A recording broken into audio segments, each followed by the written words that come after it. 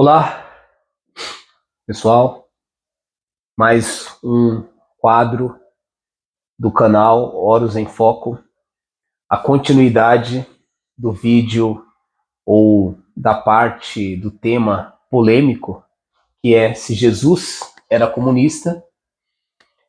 E hoje pretendo trazer aqui uma reflexão que ela não é ali um encerramento do debate. Eu acho que é um debate muito amplo, é um debate que talvez a gente poderia dizer que ele tem desdobramentos infinitos, mas eu vou colocar aqui alguns elementos para vocês pensarem comigo e analisar até que ponto faz sentido ou não dizer que ele é ou que ele não é. Que de fato, qual é a conclusão que a gente pode, de alguma forma, chegar com essa reflexão. Eu vou procurar ser um pouco mais incisivo nesse vídeo sobre algumas questões. Eu deixei algumas pontas soltas propositalmente no último vídeo, no primeiro vídeo, então é importante que você possa assistir esse vídeo. E acredito que nesse segundo quadro a gente vai trazer aí alguns apontamentos, né? Amarrar algumas dessas pontas que foram deixadas aí meio que abertas, tá? Então, peço para vocês que nos sigam nas redes sociais, é um pedido que eu sempre trago. Então a gente está no Instagram, Horus em Foco, estamos também no YouTube, que é os vídeos maiores, os vídeos mais longos, Horus em Foco também, no TikTok, Horus em Foco, postamos ali alguns vídeos curtos no Instagram também, e no Facebook, Horus, tá? Então, esses são os nomes aí, os endereços que vocês podem pesquisar para encontrar o nosso canal. Então, que você possa seguir, que você possa compartilhar e possa curtir também esses nossos temas, essas nossas postagens, para que o nosso canal possa cada vez mais ter um alcance maior. Então, sem mais delongas, vamos lá. No primeiro vídeo, eu fiz eu fiz mais leituras bíblicas e fiz ali alguma reflexão sobre elas. Esse vídeo eu vou fazer poucas leituras bíblicas e vou refletir alguns documentos que nos ajudam a entender esse debate, tá? Até que ponto essa pergunta faz sentido, até que ponto a afirmação, a resposta dela é que Jesus era comunista ou que Jesus não era comunista, né? O que implica essa afirmação, esse debate, tá? Então é um pouco isso.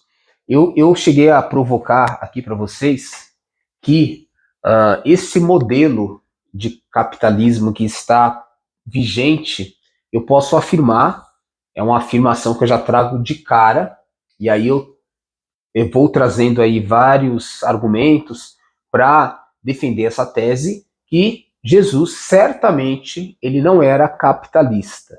Nos moldes que está dado o sistema capitalista, dentro dos valores que ele é defendido, isso eu posso cravar para você com toda a convicção. Ele não era capitalista, tá?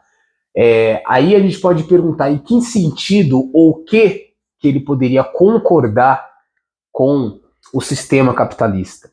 E aí, para responder essa pergunta, dentro, evidente, de uma orientação, no caso aí mais católica, apostólica romana, eu vou trazer um documento, eu vou trazer, na verdade, análise de alguns pontos mais importantes que eu considero para esse debate do documento, que chama Rerum Novarum, né, que foi escrito aí pelo Papa Leão XIII. E aí eu vou fazer uma análise desse documento, para a gente fazer aí um debate, tá bom? de alguns pontos desse documento. E também eu vou trazer também um trecho de uma análise também feita pelo Karl Marx, no Crítica ao Programa de Gotha. Eu vou explicar daqui a pouco o que ele significa.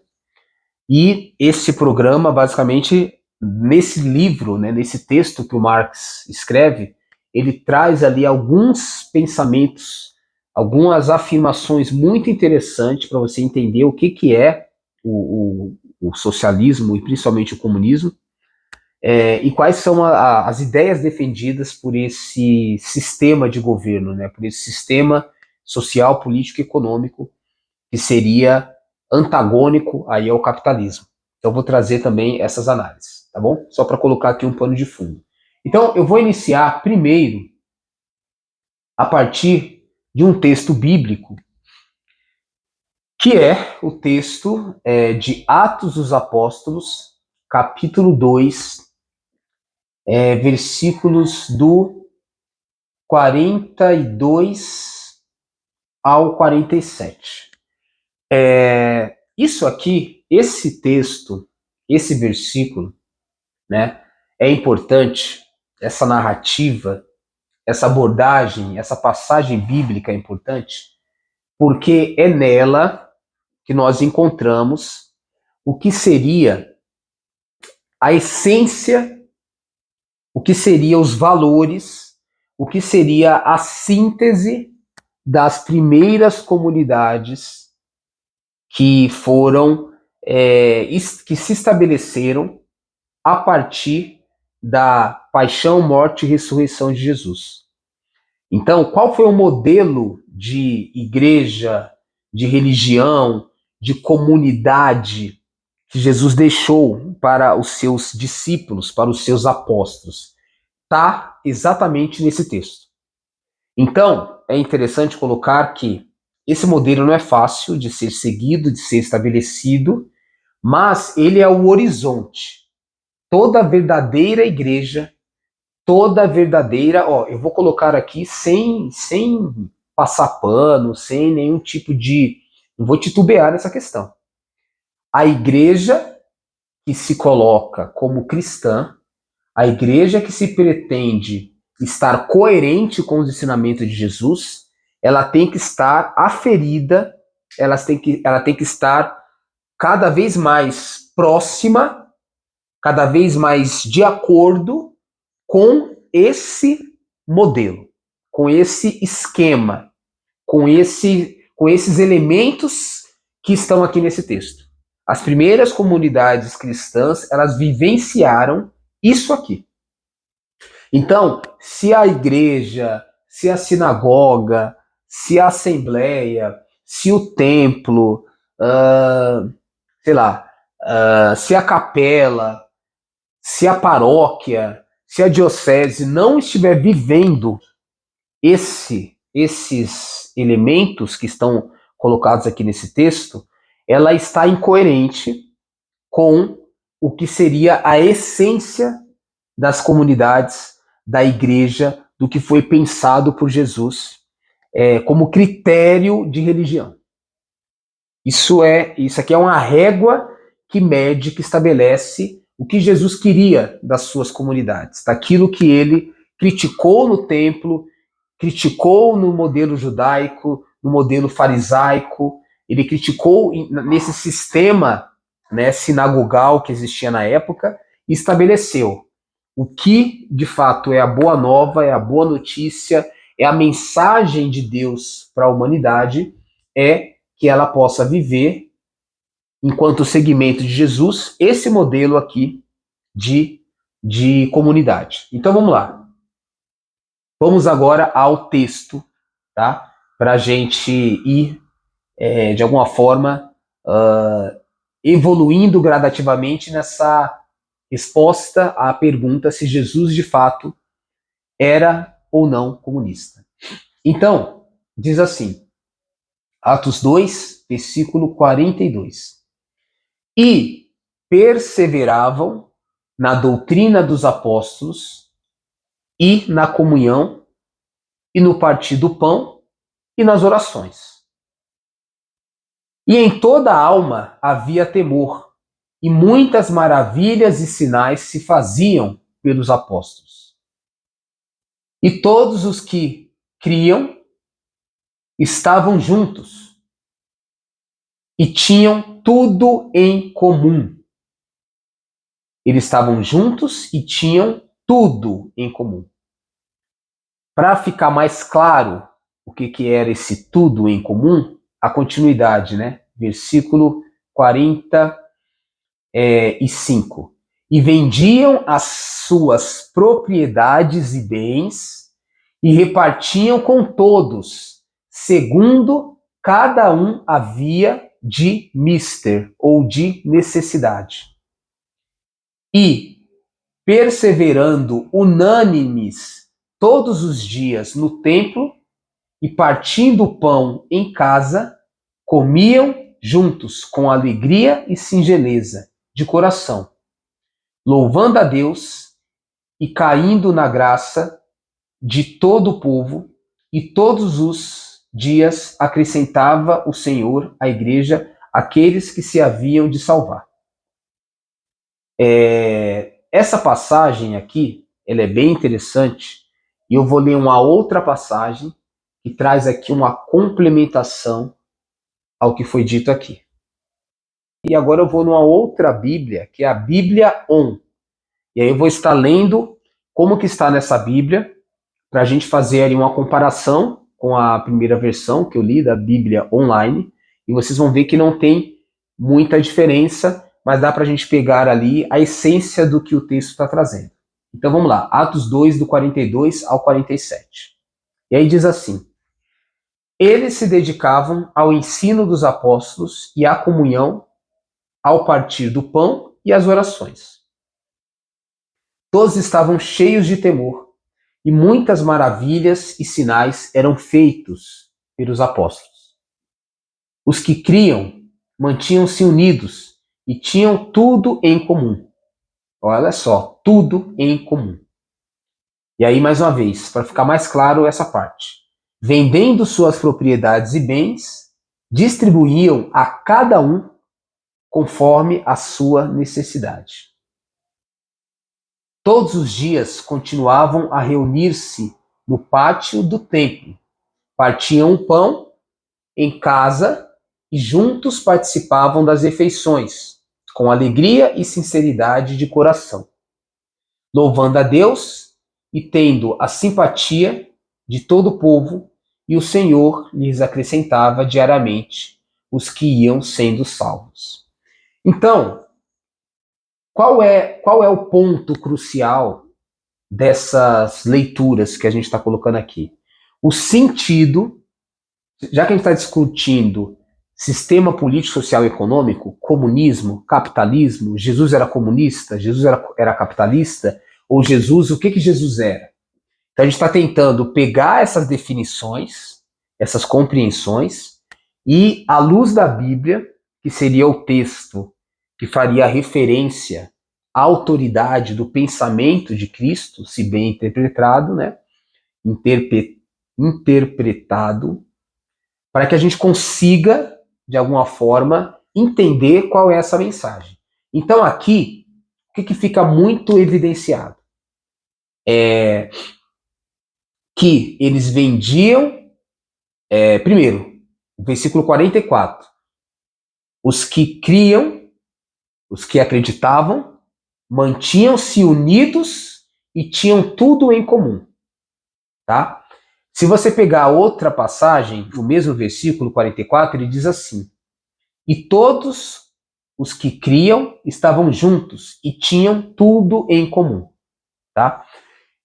Então, esse estar, esse ter tudo em comum, ele envolve uma vida em sintonia, em harmonia, tanto espiritual, né, a parte física, a parte material, de forma que você percebe que não tem hierarquias, que não tem mais e menos, um é superior, outro é inferior. Não existe isso. Pode existir funções, né, pode existir, inclusive Paulo fala em uma das suas cartas, como ele define Jesus como a cabeça da igreja e a igreja sendo o corpo, ele vai dizer que tem funções, mas em nenhum momento ele vai trazer a ideia que uma função é menos importante do que a outra, mas que as partes formam um todo.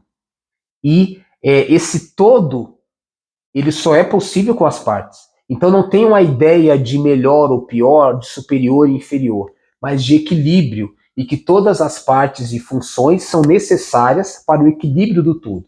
Então aqui está sendo colocado também dessa forma. Embora você perceba que vai haver dentro da igreja, dentro da comunidade, funções diferentes, mas que a importância entre elas são as mesmas, que cada um contribui ao seu modo, à sua forma, para esse bem comum.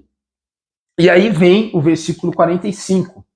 Vendendo suas propriedades, agora falando de forma direta a questão material, a questão financeira, a questão da riqueza, como que era visto essa visão de como é o papel da riqueza, qual é o papel do dinheiro dentro da comunidade.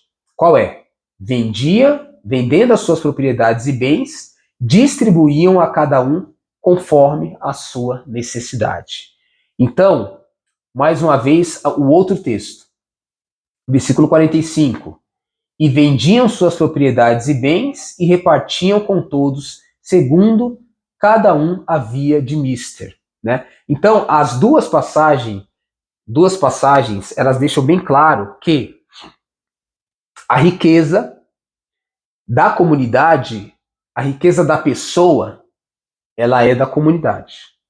E ela é da comunidade não para criar ali um cofre da igreja, criar ali uma conta bancária da igreja em que esse dinheiro vai ser, sei lá, investido, que esse dinheiro vai ser utilizado só para criar ali a estrutura do templo, que esse dinheiro vai ser utilizado para sustentar ali o líder religioso que está naquela coordenação, mas ele vai colocar que a riqueza ela pertence a todos, independente de quem produziu mais ou menos, e a ideia da comunidade para que ela seja unida, esteja em unidade, em comunhão, é que essa riqueza vai ser distribuída a cada um segundo as suas necessidades. Então, aquele que tiver mais necessidade, talvez vai receber um pouco mais. Eu vou dar um exemplo aqui. Vamos dizer que estamos falando de uma riqueza alimentícia. E vamos dizer que existe uma pessoa que está, por exemplo, 5 dias sem comer, enquanto outra está há 2 dias sem comer. Teoricamente, não que isso seja medido a partir da quantidade de dias que uma pessoa está com fome e outra não, mas teoricamente a pessoa que está há mais tempo, ela necessita de mais nutrientes, de mais cuidados alimentícios do que a outra que está há menos dias. Então, nesse sentido, você vai atender aquele caso, aquele quadro que é mais urgente, mesmo que essa pessoa tenha que comer mais do que a outra.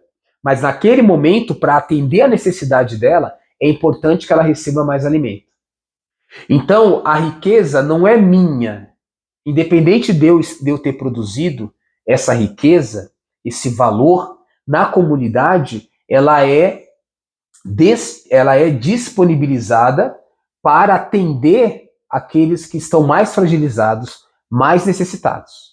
Tá? Essa que é a ideia. E aí, é interessante que quando Jesus, a passagem que eu li no primeiro quadro, né, na primeira parte desse vídeo, que fala do jovem rico, quando Jesus fala, se quer ser perfeito, vá, vende tudo, vende seus bens, dê o dinheiro aos pobres, depois vem e me segue.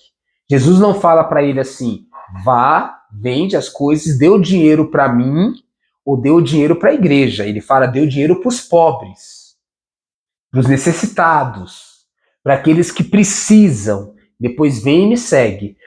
Claro que em algum momento a estrutura religiosa ou até o líder religioso vai precisar receber ali algum tipo de de riqueza, seja alimentos, seja roupas, seja, sei lá, eletrodoméstico, seja dinheiro, mas é para atender a sua necessidade, não para gerar privilégio. Porque na comunidade, a lógica não é a lógica capitalista, que eu tenho que acumular cada vez mais e mais e mais, eu tenho que ser ganancioso, eu tenho que buscar o meu enriquecimento, a minha prosperidade acima dos outros. A lógica é, eu tenho que gerar riqueza e disponibilizar essa riqueza para atender a necessidade das pessoas. E aqueles que têm mais necessidade podem receber mais dinheiro. Então, a ideia aqui é a igualdade a partir da equidade. A equidade, ela pode ser que algumas pessoas recebam mais, outras menos, mas essa ideia de receber mais ou menos não é privilegiar um em detrimento do outro, é atender a necessidade. E isso a própria comunidade vai conversar, vai chegar no entendimento, vai chegar numa conclusão, vai ser coerente, que a ideia ali não é ganhar ou perder, mas é sustentar toda a comunidade. Para isso tem que estar unido, para isso tem que haver comunhão, para isso tem que haver amor de verdade, amor ao próximo de verdade. Então esse que é o ponto crucial de como a comunidade cristã via as riquezas, tá? Ele não via dentro de uma ideia de hierarquia, que deve haver privilégios, que uns deve ter mais do que outros, mas que não. Essa riqueza, ela é disponibilizada, ela é colocada, ela é distribuída segundo as necessidades de cada um e não segundo a lógica daquele que produziu mais, que trabalhou mais, tá? Porque aí é um olhar de irmãos, de irmandade, e não um olhar de disputa, de rivalidade, de inimizade, tá? Então é outra lógica. Não é a lógica do mundo capitalista, é a lógica religiosa, cristã, comunitária, do amor, tá? E não da ganância. Então, dado essas passagens, aí eu vou entrar. Vamos lá, o que isso tem a ver com a ideia de comunismo? O que faria mais sentido enquanto sistema político, social e econômico? Então, o que acontece? Existe esse livro do Karl Marx, que é Crítica ao Programa de Gotha.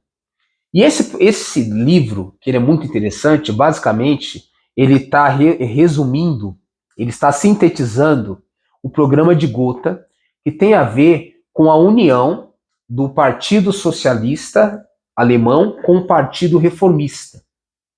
Então, eu não vou aqui caracterizar nesse momento qual a diferença de um partido socialista para um partido reformista. Basicamente, o Partido Socialista, ele queria a revolução, ele queria fazer um processo em que o Estado ele deveria estar nas mãos da classe trabalhadora para que ela fizesse a revolução socialista e os meios de produção, a riqueza, ela fosse, de alguma forma, distribuída para os trabalhadores, enquanto o reformista, ele não quer a revolução, ele quer um processo gradativo de pequenas reformas e acordos dentro do sistema vigente, sem romper com esse sistema, para tentar chegar naquele modelo social que estaria mais de acordo com o ideal socialista comunista. Então, um vai pelas reformas, o outro vai pela revolução. Basicamente, essa é a diferença. No entanto, o que é importante dizer aqui? Quando La Salle, que era o cara que estava propondo essa integração, ele vai propor, de alguma forma, esse processo reformista, esse processo de integração dessas duas alas e dessas duas vertentes partidárias. O Marx ele vai, nesse livro, trazer qual seria, em uma palavra, que ela tem que ser explicada, a definição do comunismo. Qual que seria, né? E aí, essa passagem, enfim, esse texto, na verdade, eu estou falando passagem aqui um pouco por conta da Bíblia, mas esse texto essa frase que eu vou produzir, que eu vou pronunciar agora, ela está exatamente nesse livro, Crítica ao Programa de Gotha, que foi escrito aí por Karl Marx. E a frase diz o seguinte: qual seria a definição de comunismo? Dê cada um segundo sua capacidade, a cada um segundo suas necessidades. Mais uma vez, dê cada um segundo sua capacidade, a cada um segundo suas. Dê cada um segundo a sua capacidade, a cada um segundo as suas necessidades. Como que a gente pode exemplificar essa frase? De alguma forma, eu poderia colocar aqui, para esgotar o sentido semântico dessa frase, a seguinte questão: esse de cada um pode não estar como mandato de dar, o der aqui, ele não pode estar no verbo, né, fazer, entregar, de dar, mas ele pode estar apenas nomeando que cada um ele vai, de alguma forma, oferecer aquilo que a sua capacidade lhe permite. E aquilo que a sua capacidade lhe permite vai possibilitar uma geração de riqueza. Essa riqueza gerada dentro de um modelo comunista, mesmo que tenha sido gerada pelo meu trabalho, ela não me pertence exclusivamente, porque eu estou pensando no bem-estar social, eu estou pensando no bem comum. Então, cada um vai produzir de acordo às suas capacidades, mas aquilo que é produzido vai ser distribuído segundo as necessidades das pessoas que compõem essa sociedade. Então, essa que seria a lógica. A lógica comunista não é a lógica de quem produz mais fica com mais. Mas a lógica é a produção da riqueza dentro de um sistema comunista, ela pertence à comunidade. Ela pertence ao Estado, ou ela pertence, talvez numa sociedade anárquica, sem Estado, às pessoas que compõem aquele Estado. E como que vai ser dado essa riqueza? De acordo com as necessidades de cada um. É claro que essa riqueza sendo produzida e sendo distribuída, ela vai suprir as necessidades de todas as pessoas, certamente, e ainda vai sobrar. Vai sobrar ainda riqueza. Só que a lógica é, a riqueza existe para atender às necessidades comunitárias e não para atender a ganância e a vontade e o desejo individual. Então, é uma outra lógica. Não sei se vocês percebem que, mesmo sendo uma lógica partidária, política, sindicalista, uma lógica de uma ideia de Estado ou de uma ideia de como que aquela comunidade, não necessariamente religiosa, vai utilizar as suas riquezas e seus bens produzidos, é a mesma lógica que está descrita na passagem do Evangelho, ou melhor, do Ato dos Apóstolos, que eu acabei de ler para vocês. Não sei se vocês conseguem perceber como elas estão dizendo as mesmas coisas. Então, se eu ler aqui, dê cada um segundo a sua capacidade, a cada um segundo as suas necessidades, é a mesma lógica de, vendendo suas propriedades e bens, distribuíam a cada um conforme as suas necessidades. Né? E o versículo 44, os que criam mantinham-se unidos e tinham tudo em comum. Não há contrariedade, oposição, divergência entre ambas. A única diferença, talvez, é que uma é um texto bíblico, é um texto religioso, e a outra é um texto político, pensando num sistema que vai criar o equilíbrio para a subsistência das pessoas. Essa que é a lógica. Né? Então, aí entra aquela questão: Jesus era comunista? se a gente for pegar o ideal comunista dentro dessa definição e você pegar aquilo que está preconizado nas passagens bíblicas dos Atos dos Apóstolos, em todas aquelas que eu li, sobre a questão do jovem rico, a questão que não se deve amar e servir a dois senhores, a Deus e a riqueza. Se você pegar Mateus 31, eu acho que é Mateus 31, não, desculpa, Mateus 25, do 31 a 46, que ele vai falar qual vai ser o critério para a salvação no final dos tempos, aqueles que vão ficar à direita e à esquerda, aqueles que vão ser salvos são aqueles que visitou o doente, aquele que visitou aquele que era encarcerado, aquele que deu comida a quem tinha fome, aquele que vestiu nu, enquanto os condenados foram aqueles que não fizeram nada disso. Né? Então, se você pegar toda a lógica bíblica, evangélica, do Novo Testamento, dos Atos dos Apóstolos, e ver qual é a visão que Jesus tem da riqueza, a conversa dele com o jovem rico, e você pega o ideal político, social, econômico, comunista, socialista, você vai ver que eles conversam muito mais do que a lógica capitalista. E aí, para ser mais preciso, eu vou trazer aqui para vocês o que eu comentei sobre a Rerum Novarum. Tá? A Rerum Novarum, eu vou dar aqui uma introdução, e aí seria interessante ler o documento. Eu já li esse documento, mas eu vou pegar apenas alguns pontos para tentar chegar nessa visão. Esse documento, que é válido para os católicos, mas ele é fundamental para aquilo que a igreja chama de doutrina social da igreja.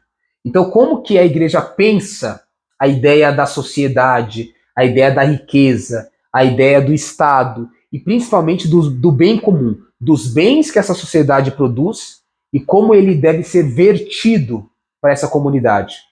Essa ideia, essa concepção está aqui na Rerum Novarum.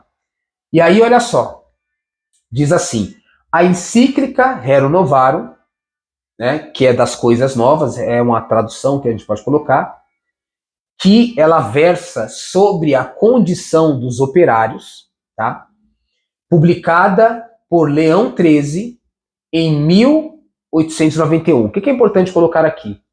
A Rerum Novarum, ela está no contexto pós-revolução, tanto a revolução que acontece na França, a Revolução Francesa, como também a Revolução Industrial, que acontece aí na Inglaterra.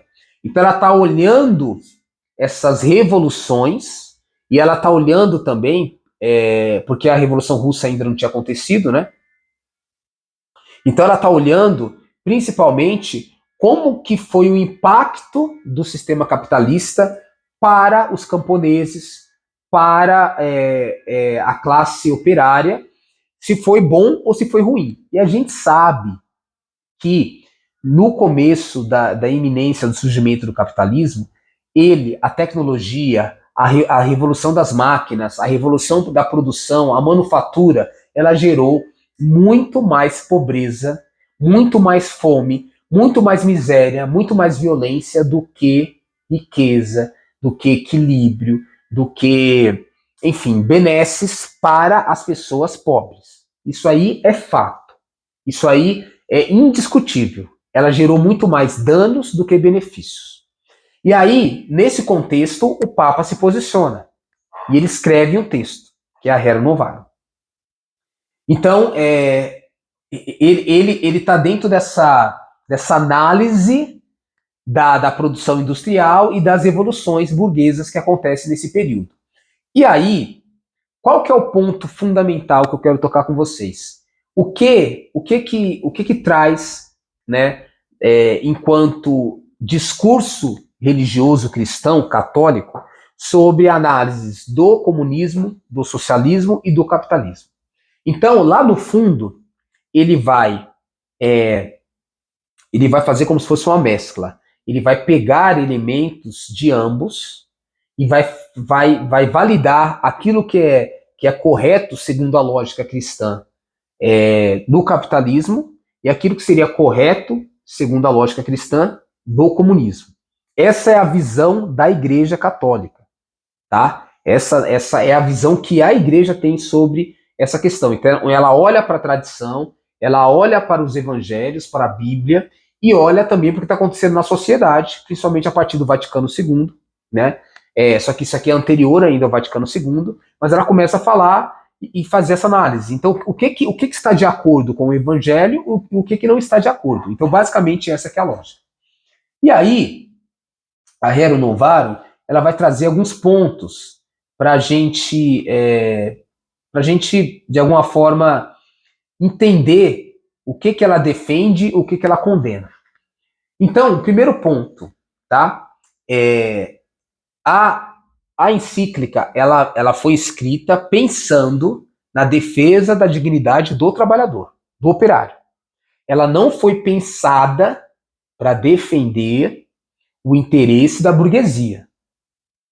Ela já entendia que existiam sociedades de classe, e nesse momento ela olha para o trabalhador, que é a parte mais fraca, assim como Jesus olhava para o pobre, né? Não é que Jesus não cuidava dos que não eram pobres, dos que não eram doentes, mas ele olhava principalmente para esses que eram mais vítimas do sistema.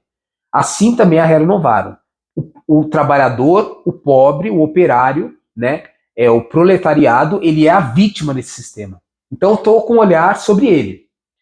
E aí, dentro dessa questão, ela vai defender que o trabalhador é um ser humano, que ele tem direito à vida, uma vida digna, a uma família, a uma educação, né? E que ele não deve ser tratado como uma mercadoria.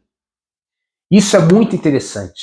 Ele condena a ideia de tratar o ser humano como uma mercadoria que, quando ele serve para a engrenagem produtiva da empresa e não te dá gastos e não te dá prejuízos dentro da lógica capitalista, ele é visto como algo útil.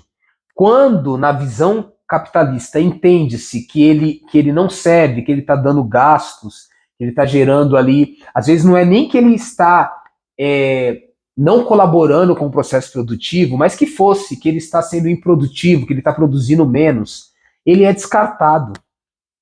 Ele não é visto como uma pessoa, ele é visto como uma mercadoria, como uma peça da engrenagem. Aí eu volto a falar, se você é rico, e na sua empresa, o trabalhador, o empregado, o colaborador, que eu não gosto dessa palavra, que é uma palavra idiota, o funcionário, ele é visto apenas como uma mercadoria, que quando ele não produz e não atende às expectativas do bem-estar, do ganho individual da empresa, ele é descartado, você não é cristão. Você não é. Você pode ir na igreja, você pode rezar o terço, você pode ir todos os domingos na missa, você pode, sei lá, você pode ir lá no culto da igreja evangélica, protestante, que você participa, mas você, embora viva esse personagem, você não é um cristão na essência, por essa prática, porque você vê o trabalhador, o operário, como uma peça, uma engrenagem, como uma mercadoria e não como uma pessoa. Então ela condena esse ponto. Aí ela continua. Ele rejeita o socialismo e o capitalismo irrestrito. E aí olha só que interessante. Quando ele rejeita o capitalismo, o socialismo, ele fala que ignora porque ele vai dizer, segundo a visão do Leão XIII, ele vai dizer que o socialismo ele não valoriza os direitos individuais, né? Pelo menos na visão que ele tem. E ele também, o comunismo, ele vai abolir a propriedade privada. E o capitalismo, ele vai condenar, pois o capitalismo gera desigualdades sociais e explora os trabalhadores. Qual que é o ponto que eu vou colocar aqui, vou abrir aqui uma discussão com a tese do Papa, né? Na verdade, quando ele coloca que o socialismo ele ignora os direitos individuais e a propriedade privada, só fazendo algumas correções aqui, o sentido as liberdades individuais, elas não podem estar a tal ponto que elas limitem a liberdade coletiva. Em outras palavras, enquanto uma pessoa, por conta do sistema capitalista, que ele gera desigualdade, que ele gera acumulação de riqueza, que ele explora o trabalhador, ele está tirando a liberdade individual desse trabalhador e está gerando uma liberdade extensiva para o explorador. Então, o capitalismo ele tende a gerar esse desequilíbrio. Na verdade, o que o comunismo realmente condena é a propriedade privada dos meios de produção. Não necessariamente que você vai socializar tudo que você tem. Então, evidente que quando a gente pega lá, por exemplo, voltando para a Bíblia, quando a gente pega lá a passagem que os apóstolos vão defender, que nas primeiras comunidades as pessoas vendiam seus bens e propriedades e distribuíam tudo em comum para atender a necessidade, não é que, aí a gente precisa ser inteligente, ter bom senso, não é que a sua camisa, a sua calça, a sua meia, a sua cueca, a sua calcinha, o seu sutiã vai ser de todo mundo. Tem coisas individuais que são suas, até por uma questão lógica de higiene pessoal, de você não as suas escovas, né? Você pode transferir doenças para outra pessoa que você quer proteger. Não é essa a lógica. Tanto utilizando roupas íntimas como utilizando a escova, né? A escova de dente, a escova de cabelo. A ideia é socializar os meios de produção para evitar que gere a desigualdade social. E que uma pessoa seja muito rica, muito poderosa, enquanto outra que é explorada, não é porque ela não trabalha, não é porque ela não faz nada, ela é explorada, ela é descartável, ela é vista como mercadoria, ela é apenas um objeto para fazer esse aqui enriquecer. Então é esse desequilíbrio que está se condenando. Então, na lógica, o que o Papa está trazendo aqui é talvez a imprecisão de entender como que é visto a ideia de abolir a propriedade privada. Não é qualquer e toda propriedade privada, mas é aquelas que vão gerar uma desigualdade social. Aquelas que serão elementos para criar ali, né, um processo de hierarquia social em que uns têm poucos têm muitos privilégios e a maioria, muitos não têm nada, nem o básico para ter uma vida digna. Tá? Então esse é um ponto. Segundo ponto, ele condena o capitalismo irrestrito. Então lá no ponto crucial, o capitalismo irrestrito, sem regra, sem critério, que você pode acumular e não estar preocupado se o seu acúmulo está gerando a fome, a miséria e a pobreza de muitos, esse capitalismo ele é condenado.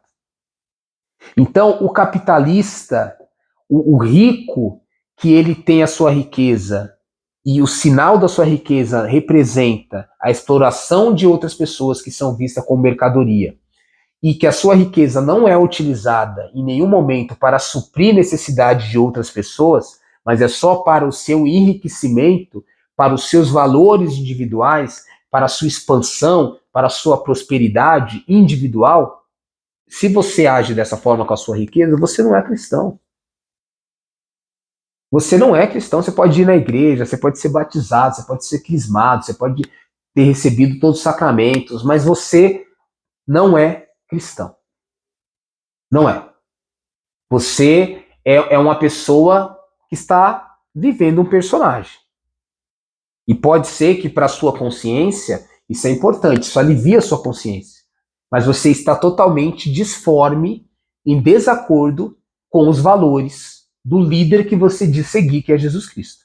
Tá? Outro ponto que ele coloca, então assim, ele defende a propriedade privada. Na verdade, eu poderia explanar mais elementos, só vou trazer mais um, que é a Rerum Novarum, ela defende os direitos trabalhistas, ela defende que existam os sindicatos, a organização dos trabalhadores para reivindicar esses direitos. Tá? O sindicato, Claro que existem sindicatos que são criminosos, que as pessoas que estão no topo ali, no comando do sindicato, estão pensando apenas em usar o sindicato para receber taxas ali, um desconto na folha de pagamento do trabalhador e ela se enriquecer com isso. Isso é um oportunismo, uma desonestidade da pessoa, mas o sindicato não serve para isso. Nenhuma organização, nesse caso de trabalhadores, serve para criar privilégios para quem comanda aquele sindicato. O sindicato ele serve para defender o interesse dos trabalhadores. As pessoas que estão ali nessa liderança, sendo mal intencionadas, sendo podres de caráter, elas podem ter essa ação oportunista, que não estou aqui para passar pano para isso não, mas não é a função do sindicalismo. A função do sindicalismo é defender os interesses da classe trabalhadora.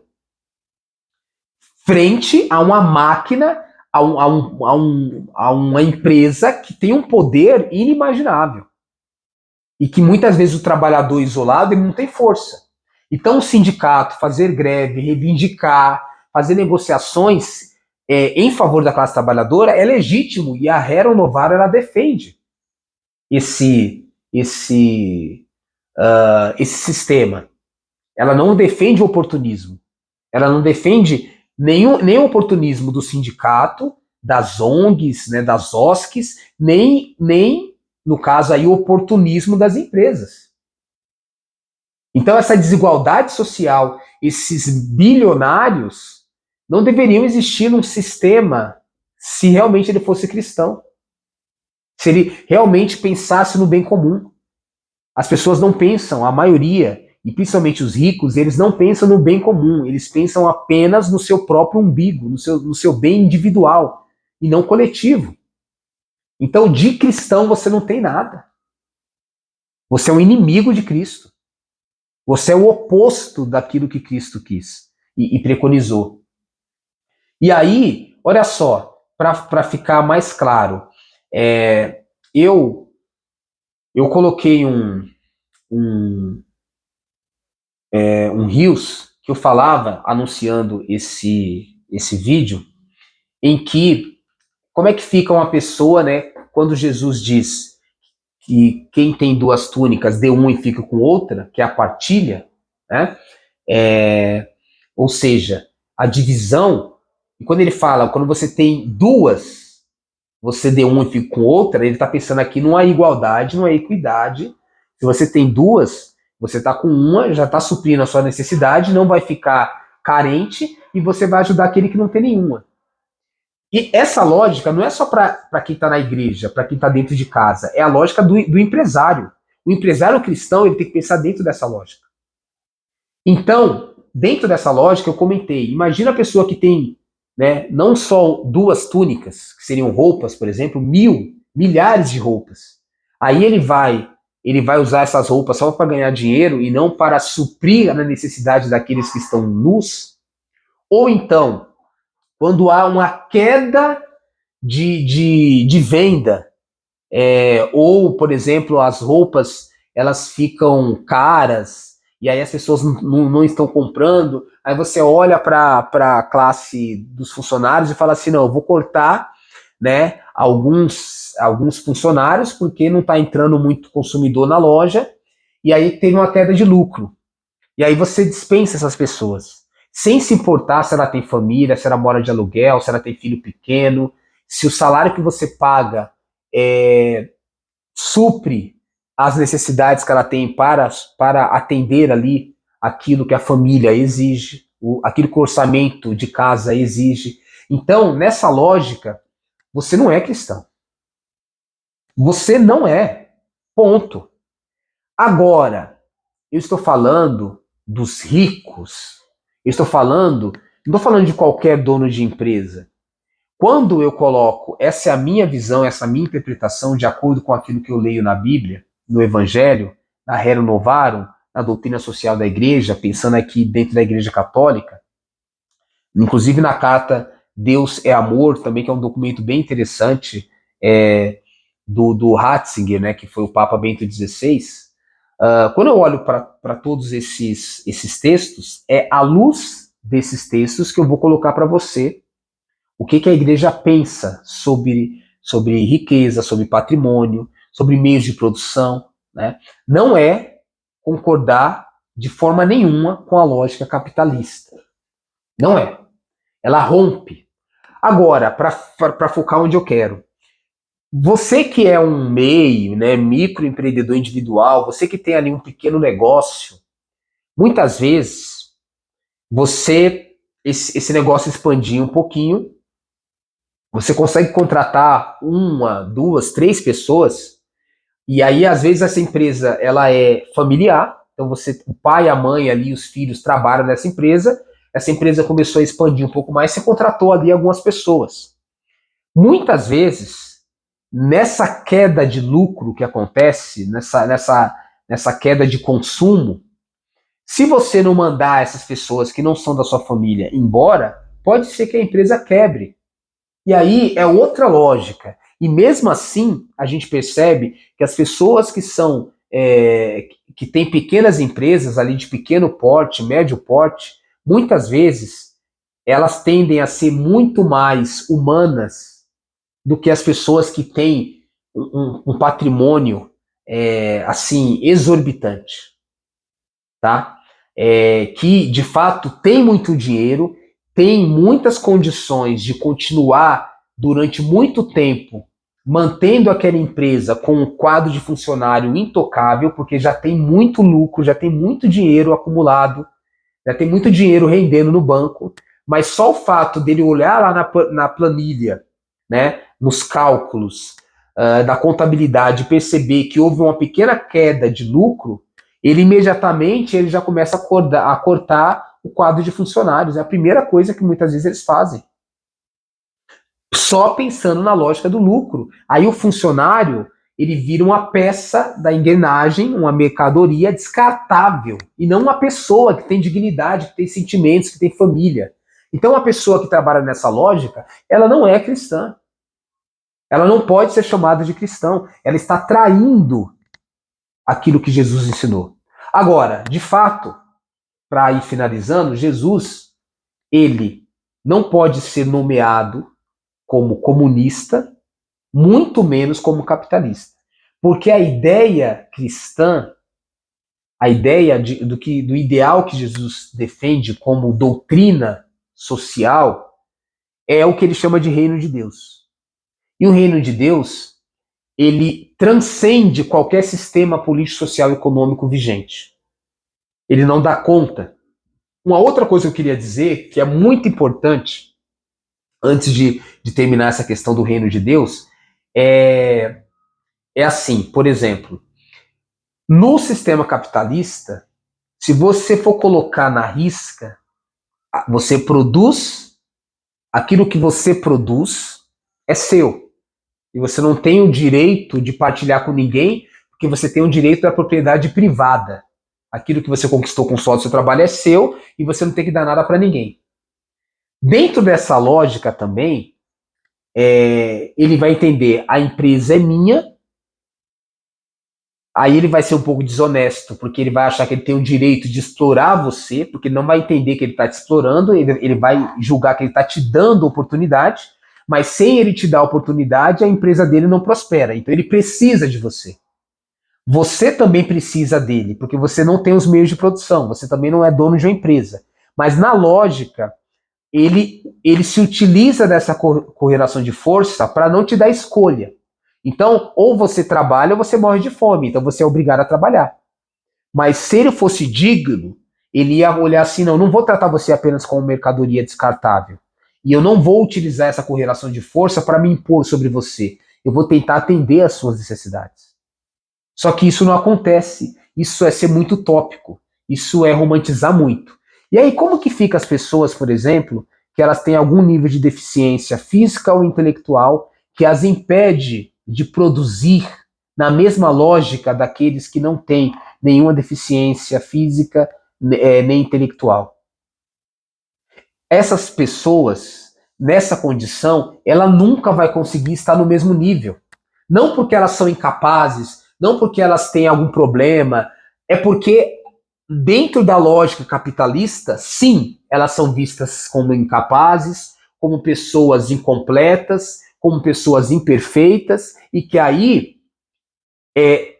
geralmente as empresas, elas não dão oportunidade para essas pessoas. Essas pessoas só entram no mercado de trabalho quando se tem uma lei que vai punir a empresa com multas muito maiores, né, do que se ela não contratar essas pessoas. E aí por isso que essas pessoas são contratadas.